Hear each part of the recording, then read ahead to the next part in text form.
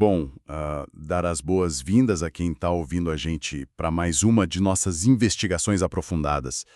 E, olha, a nossa análise de hoje vai tocar num ponto que, honestamente, é quase uma experiência universal no mundo do trabalho, sabe? Nossa, nem me fale. É o pão diário de qualquer gestão. Exato. Qualquer pessoa que já tenha tentado, alterar o status quo de uma organização conhece muito bem essa sensação.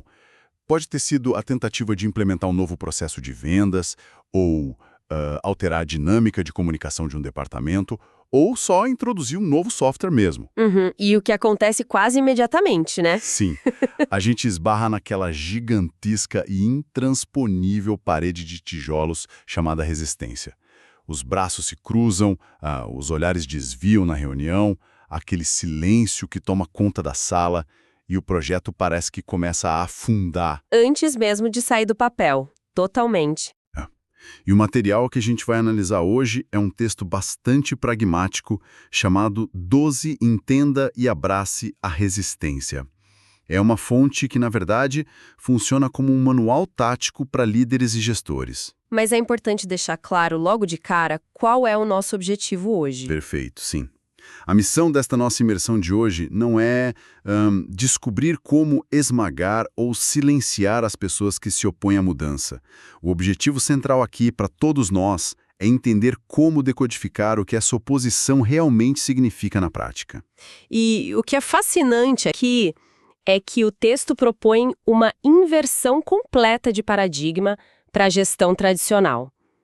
O instinto natural da grande maioria das lideranças, ao encontrar qualquer tipo de oposição, é encarar o conflito como o fim de uma iniciativa. Ou, pelo menos, como um obstáculo enorme a ser erradicado rápido, né? Exatamente. Mas a grande virada de chave do nosso material de base é que o conflito não é o fim do processo. Ele é, na verdade, uma ferramenta de diagnóstico essencial. A resistência é descrita como uma fonte riquíssima de dados organizacionais, dados que, por acaso, estão ali vestidos com um disfarce da oposição. Olha, isso faz muito sentido, mas a gente tem que admitir que exige uma dose enorme de sangue frio da liderança, porque é muito, mas muito fácil cair na armadilha de demonizar quem resiste. Ah, sem dúvida. É o caminho mais fácil. Quando uma equipe se apaixona por uma ideia nova, a primeira reação ao ouvir isso não vai dar certo, é rotular a pessoa. A gente começa a chamar esses indivíduos de cínicos, ou maçãs podres. Surge aquela narrativa de que são pessoas acomodadas. Que tem preguiça de aprender algo novo. Isso, e é uma narrativa incrivelmente sedutora, porque no fundo isso tira a culpa de quem está propondo a mudança e joga o problema inteiramente no colo de quem está recebendo a mudança. E é precisamente aí que a nossa fonte alerta para a gente parar e recalcular a rota.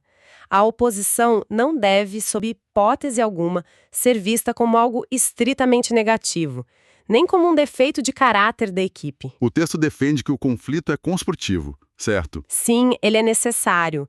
E há uma analogia no material que eu considero muito esclarecedora. É a comparação do agente de mudança com o profissional da medicina. Ah, essa parte é muito boa. Profissionais da saúde são ensinados, desde o primeiro dia de formação, a nunca iniciar um tratamento sem antes ter um diagnóstico clínico adequado em mãos. Claro, prescrever um remédio forte sem entender a dor é negligência. Exato. Da mesma forma, quem assume posições de gestão faria um bem enorme a si mesmo se adotasse a mesma postura com a resistência. Tratar a resistência corporativa sem diagnosticá-la é essencialmente negligência de gestão. Mas vamos ser um pouco mais críticos aqui e colocar essa teoria à prova. Para quem está nos acompanhando e vive isso na pele, se a resistência não é só preguiça ou vontade de atrapalhar, quais são os motivos reais na maior parte das vezes? É uma ótima pergunta. Porque a parede de tijolos está lá, ela é sólida. E às vezes parece que certas pessoas simplesmente gostam de ser do contra. Como a gente separa o que é dado organizacional útil do que é apenas ruído? Essa é a distinção fundamental que o texto tenta ensinar. Muitas vezes, a resistência que a gente vê na superfície, aquele comportamento que parece só teimosia pura, é na verdade uma profunda falta de clareza disfarçada. As pessoas não entendem o que vai acontecer. Exatamente. Elas não estão resistindo à mudança conceitual, sabe? Elas estão resistindo à confusão prática. Elas simplesmente não entendem o que é esperado delas nesse novo cenário. E tem o outro lado também, né? Que exige um pouco de ego de lado da gestão. Muito. Em outros casos, e isso exige muita humildade da liderança para admitir, a resistência aponta para o fato de que as mudanças propostas estão, de fato, mal direcionadas. A famosa ideia de sala de reunião que não sobrevive ao mundo real. Isso. Talvez a ideia desenhada na diretoria não funcione no chão de fábrica, e os resistentes são os únicos que têm a experiência prática para enxergar as falhas antes de todo mundo. Então, o que tudo isso significa? Significa que a liderança precisa investigar quem realmente sai perdendo com a nova proposta. Um ponto crucial do texto é a premissa de que raramente existe uma mudança organizacional que não crie perdedores. Ou pelo menos pessoas que percebem que vão perder algo valioso para elas. Pode ser status, conforto diário, ou só perder o domínio de uma ferramenta que a pessoa demorou anos para dominar. Perfeitamente. A recomendação tática inicial é focar primeiro em entender quem perde mais com a proposta. O diagnóstico real começa por mapear essas perdas percebidas. E aqui é onde a coisa fica realmente interessante. Porque se a primeira recomendação é fazer o diagnóstico clínico e entender as dores, a segunda recomendação do texto ataca diretamente a forma como a mudança é comunicada. Que é onde a maioria dos projetos fracassa. O texto entra na importância estrutural do enquadramento do problema e sugere a criação do que eles chamam de um inimigo externo. Como isso opera na mente das pessoas durante uma transição? Bom, se conectarmos isso ao panorama geral da psicologia humana, a lógica se torna muito clara. O texto detalha por que justificar uma mudança baseando-se em incompetência interna é um erro fatal de comunicação. Imagina a cena, a diretoria chega e diz, precisamos mudar nosso sistema logístico porque a equipe atual é muito lenta. Ou dizer que precisamos de novos protocolos porque a gestão dos últimos 2 anos foi um desastre. O que acontece instantaneamente? Isso gera uma reação defensiva visceral. Lógico, as pessoas se sentem atacadas. Na sua competência e na sua honra profissional, sabe? E quando as pessoas se sentem atacadas internamente, a colaboração simplesmente desaparece. Elas buscam minar a iniciativa apenas para provar que o problema nunca foram elas. É quase como convidar alguém para construir uma casa junto, mas começar a conversa dizendo que a pessoa não sabe nem segurar um martelo. É evidente que não vai rolar engajamento nenhum. E a solução prática apontada pela fonte é externalizar esse inimigo. A ideia não é apontar o dedo para a equipe atual. Os exemplos que o texto traz são ótimos. Forças de mercado avassaladoras, mudanças econômicas rápidas, novas regulações severas do governo. Ou até as exigências crescentes de uma base de clientes que mudou de perfil. Fornecer uma causa externa, tangível e real, muda completamente a dinâmica de poder do grupo. Fica todo mundo do mesmo lado da trincheira. Exato. Em vez de colocar a base da empresa contra o topo da liderança, a liderança se coloca ao lado da base contra uma ameaça comum. Unir um grupo contra uma ameaça que vem de fora gera coesão imediata. Transforma aquele sentimento de a diretoria contra nós em nós contra o problema. A postura defensiva cai por terra, né? Porque a culpa pela adaptação não é de quem executa o processo há 10 anos. A necessidade de mudar vem do fato de que o mundo lá fora se transformou e a sobrevivência de todos depende de uma adaptação conjunta. Mas me permita fazer o papel de advogado do diabo por um momento aqui. Se a gestão sempre aponta para um inimigo externo, tipo, o mercado vai nos esmagar, a concorrência vai destruir a gente, isso não corre o risco de criar uma cultura de pura paranoia? É um risco excelente de se pontuar e muito real se a estratégia for mal aplicada. A equipe não acaba ficando exausta de tanto apagar incêndio que começa a soar só como desculpa da chefia para exigir mais trabalho? A chave aqui, e o que separa uma boa liderança de uma gestão baseada no medo, é que o inimigo externo não pode ser fabricado. Não se trata de inventar um bicho-papão para assustar a equipe. Tem que ter lastro na realidade. A ameaça externa precisa ser baseada em dados reais, verificáveis e transparentes. Se uma nova lei realmente vai impactar a operação em 6 meses, isso é um fato. Compartilhar esse fato e convidar a equipe para resolver junto organiza o conflito de forma produtiva. O objetivo não é o pânico, é o propósito compartilhado. Exatamente. Fazer a mudança parecer lógica e inevitável, e não um mero capricho de quem está no comando. E por falar em quem está no comando, nosso material de estudo traz um exemplo bem famoso para ilustrar a atitude necessária na linha de frente. O texto cita aquele episódio envolvendo o Elon Musk na Tesla durante um período crítico de produção. O exemplo clássico de liderança de linha de frente. O cenário mostra o líder de uma empresa multibilionária lidando com um projeto complexo onde o cansaço e a resistência estavam lá no teto. E o relato aponta que ele abandonou a ideia de ter uma mesa num escritório isolado. Ele transferiu o trabalho dele para o epicentro do maior problema da fábrica. Chegando ao ponto de dormir no chão da instalação durante o projeto. E é vital a gente analisar o motivo por trás dessa ação, indo além da simples anedota. A intenção não era economizar com hotel, óbvio. Claro que não. A citação direta da fonte revela a tática. A intenção era garantir que a situação pessoal de quem estava liderando fosse, de forma visível, tão ruim ou pior do que a de qualquer outra pessoa na operação. A liderança passa a compartilhar o desconforto de uma maneira física. E que ninguém na equipe pode contestar. Mas sendo realista e trazendo isso para o dia a dia da nossa audiência, a imensa maioria de quem lidera projetos não ocupa a cadeira de CEO e, francamente, não vai e nem deveria dormir no chão do escritório. Com certeza não. Então, o que tudo isso significa para a gerência intermediária? Como uma pessoa que coordena um departamento aplica essa filosofia sem precisar recorrer a extremos midiáticos? O princípio fundamental não é o ato de dormir no chão, mas a materialização do comprometimento. Agentes de mudança esbarram num muro de cinismo porque pedem sacrifícios de tempo da equipe, mas mantêm seus privilégios intactos. Aquele chefe que pede hora extra na sexta e vai jogar golfe. Exato. Para a gerência intermediária, traduzir esse princípio significa assumir publicamente a sua parcela de desconforto.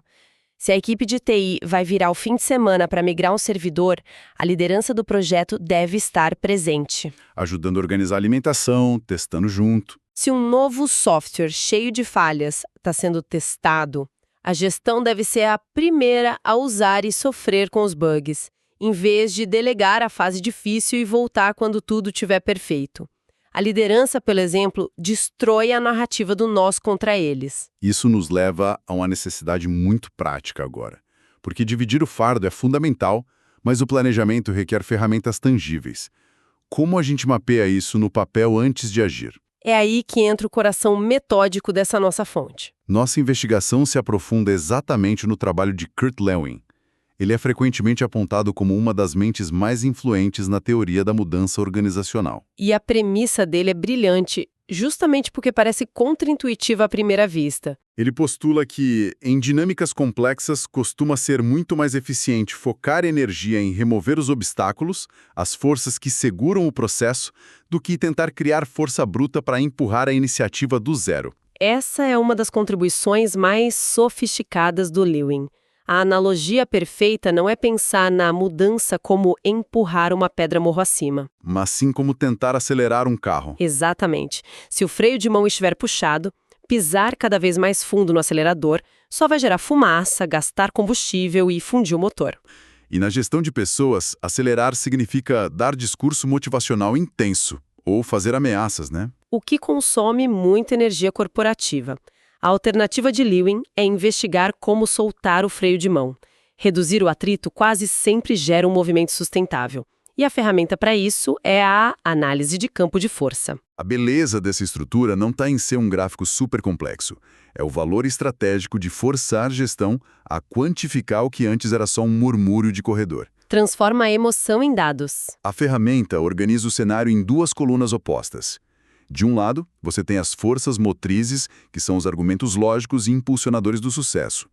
Do outro lado, mapeiam-se as forças resistentes. Impedimentos estruturais, entraves políticos ou medos humanos. E atribuindo pesos a cada uma, vira uma matriz de decisão clara.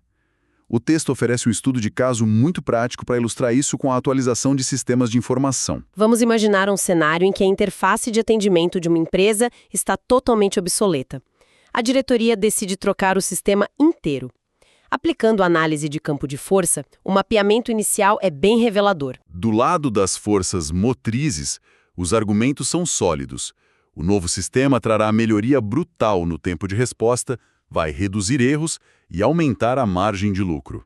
Tem um peso enorme na visão da diretoria. Mas quando olhamos para a coluna das forças resistentes, a complexidade humana entra em cena. O apego da equipe à familiaridade do sistema antigo. Aquele software feio, mas que a pessoa sabe todos os atalhos. E de forma ainda mais crítica, surge uma força resistente que muitas vezes não é dita em voz alta: o medo da incompetência. A equipe atual não tem as habilidades para operar a nova tecnologia de imediato. E isso levanta uma questão importante que muda completamente a abordagem da liderança. Quando a gestão olha para esse mapeamento e entende que a resistência não é sabotagem, mas medo real da obsolescência profissional, a solução fica óbvia. Brigar com as pessoas é desperdício de energia. Fica evidente que cobrar mais engajamento não vai funcionar. O diagnóstico correto revela que a ação mais lógica não é investir em propaganda interna, mas redirecionar o orçamento para um programa de treinamento profundo, Garantindo que ninguém vai perder o emprego por não saber usar a ferramenta no dia 1. A análise de campo de força pega um conflito emocional e converte num plano tático focado em capacitação. Vamos adicionar uma camada a mais nessa reflexão, pensando no cenário atual de muitas empresas. Como essa ferramenta se aplica num ambiente de trabalho remoto ou híbrido? Esse é o grande desafio de hoje. Porque no escritório físico, a resistência é visível. São as pessoas reclamando no café. No trabalho remoto, a resistência costuma ser muito mais silenciosa. Uma câmera desligada, um e-mail respondido com dias de atraso. Como mapear essas forças? E é exatamente por isso que métodos como o de Levin se tornam ainda mais vitais. No trabalho remoto, o atrito não desaparece, ele só se esconde. Se a resistência é passiva, o esforço de diagnóstico precisa ser muito mais ativo. O líder tem que ir atrás da informação. Isso significa que, ao construir a análise para uma equipe híbrida, as forças resistentes devem incluir coisas como isolamento informacional ou fadiga de comunicação assíncrona. O líder precisa criar espaços seguros, né? Talvez em conversas individuais estruturadas, para que os membros verbalizem o que estão perdendo.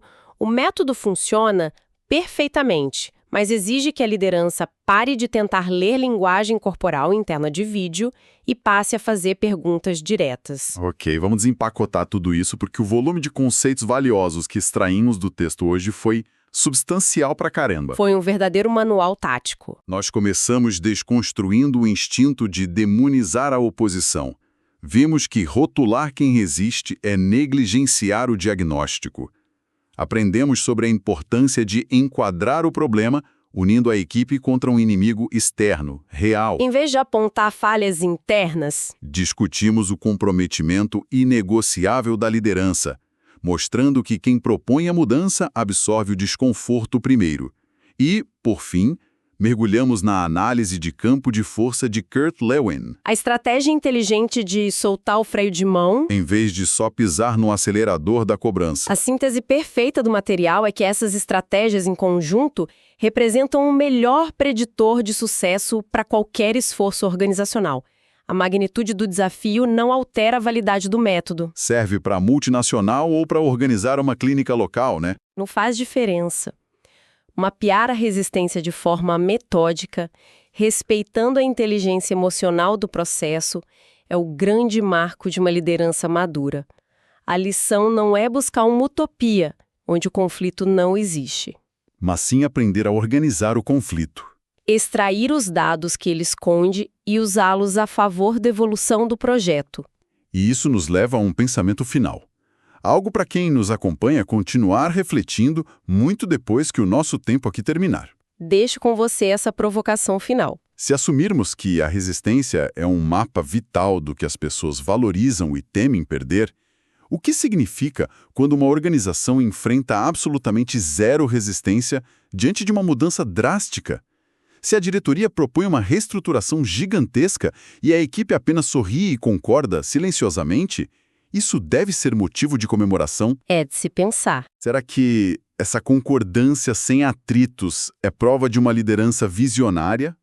Ou será que, de forma muito mais sombria, esse silêncio absoluto É o sintoma terminal de uma cultura onde o medo já calou o senso crítico de todos há muito tempo. Fica a provocação para continuarem explorando. Encerramos aqui a nossa imersão de hoje.